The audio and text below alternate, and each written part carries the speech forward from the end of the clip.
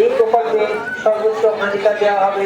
যারা ইতিমধ্যে অনলাইনে সিটিজেন পোর্টালের মাধ্যমে আবেদন করেছে তাদের আর এই শিবিরে আবেদনের প্রয়োজন নাই।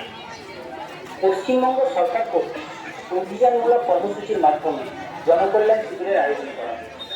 এই শিবিরে অন্নপূর্ণা ভান্ডারের নাম নথিভুক্ত করতে ইচ্ছুক মহিলাদের উদ্দেশ্যে আপনারা রেজিস্ট্রেশন করানোর পর সরাসরি আপনার গ্রাম পঞ্চায়েতের জন্য নির্দিষ্ট অন্নপূর্ণা ভান্ডারের কাউন্টারে সামনে যদি কোনো মহিলা সরকারি স্থায়ী চাকরি বা সরকারি স্থায়ী পেনশন অথবা তিনি কোনো ইনকাম ট্যাক্স প্রদান করে থাকেন তবে তারা এই প্রকল্পে আবেদন করতে পারবেন না।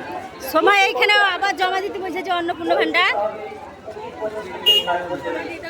এবং অবশ্যই পশ্চিমবঙ্গের স্থায়ী বাসিন্দা আবেদনের জন্য যথাযথভাবে ফর্ম পূরণ করার পর পরিবারের প্রত্যেক প্রাপ্তবয়স্ক সদস্যের আধার কার্ড এবং ভোটার কার্ড বাধ্যতামূলক।